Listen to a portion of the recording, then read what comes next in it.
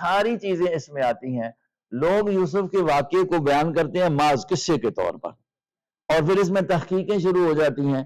او جی وہ زلیخا کون تھی، اور سننے والے چسکا لے کر سنتے ہیں، اور پھر حال یہ ہوتا ہے وقتی طور پر واہ واہ ہوتی ہے.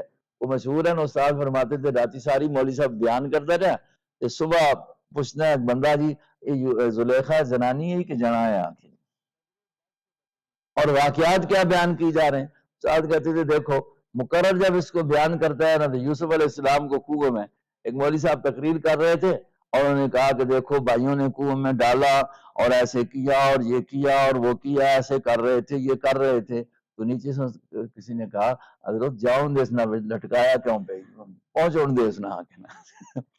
پھر انہوں نے کہا دیکھو جی واقعہ یہ بیان کر رہے ہیں. یعقوب علیہ السلام نے سب بیڑیوں کو جمع کیا اور بیڑیوں کو جمع کر کے کہا بتاؤ تم نے میرے یوسف کو کھایا ہے. یہ بھی واقعہ بنایا ہوا ہے. بیڑیوں نے کہا خدا دی قسم ہے اگر تواڈے بیٹے ہیں اساں نے کھادا ہوئے تے 14ویں صدی دی مولویاں وچوں اساں اللہ اٹھاوے.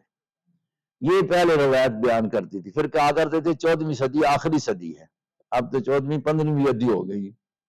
تو یہ ساری باتیں ایک علماء کو بدنام کرنے کے لیے کہ پگیارہ نے آتا ہے 14ویں صدی دے مولویاں وچوں ہواں جی. تو یہ واقعات، اور پھر واقعہ یہ بھی آتا ہے کہ یوسف کے خریداروں میں ایک بڑھڑی بھی آ گئی.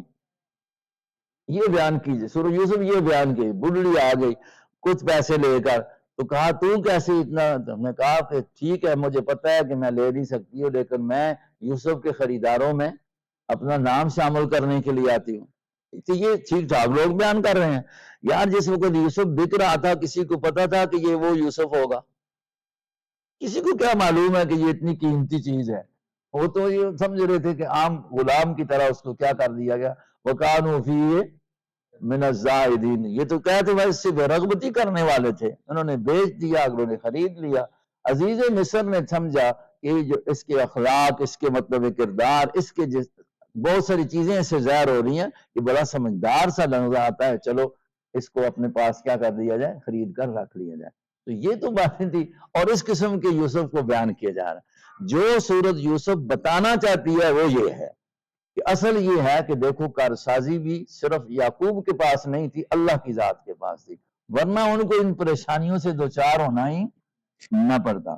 وَلَكِنَّ أَكْثَرَ النَّاسِ لَا يَعْلَمُونَ. لیکن اکثریت اس بات کا علم نہیں رکھتی.